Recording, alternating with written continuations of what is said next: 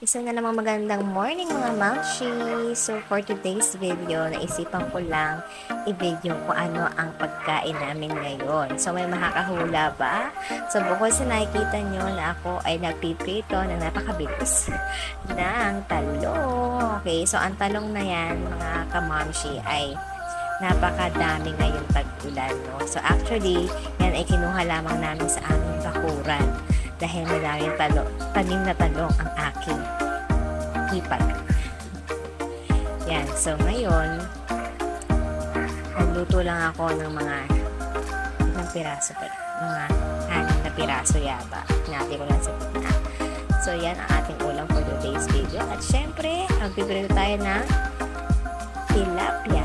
So, yan. Isang mabilis na pagpiprito ng tilapia. So, 1 kilo ay 5 piraso po ang lumabas. At yan 5 piraso ang ating piprito ngayon mga kamamshi.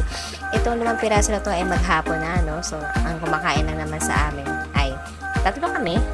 Ako, si Daddy at saka si Aki. Pero, konti lang naman ang nakakain niya. Pero kumakain naman siya mga kamamshi kasi sinasanay na po namin na kumain siya talaga ng rice and ng ulam. Kasi siya ay 2 years old na po mga kamamshi. Okay, so ang nilulutuan ko nga pala dyan ay syempre binili natin sa TikTok, no? Yung usong-usong non-stick. And so far, okay naman siya. Hindi mo nga lang ma-achieve talaga yung parang pinaka-crunchy na normal na pagluluto sa ibang kawali. Pero okay naman siya. And sabi nga non-stick, so nilagyan ko konti lang yung oil niya. Yun yung advantage niya, no? So, meron ka partner yan syempre dahil nga tayo ay taga dito na sa Pampanga, so hindi mawawala ang diba, tinikman ko pa nga kung masarap talaga ang luto ng Daddy.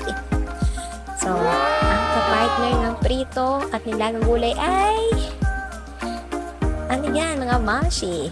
Burong kanin yan mga mamshi. Actually, nung unang punta ko dito noong 2020 mga mamshi, hindi ako kumakain pero pinatikim ako at nasarapan ako mga mamshi sa luto. Dati kasi kulay pink yung nakikita ko sa amin pero kulay white lang pala dito at siya pala ay niluluto sa kamatis, ginigisa sa kamatis sa bawang at sibuyas. At napakasarap nga pong kapartner ng mga nilagang gulay mga mamshi. Okay? At sinuluto ko na nga yung naghuhuling tilapia ng mga mamshi. At tayo ay kakain na.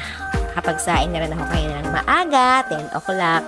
Pagkatapos nun, ay nagprito na, nagluto na kami ng buro. Okay?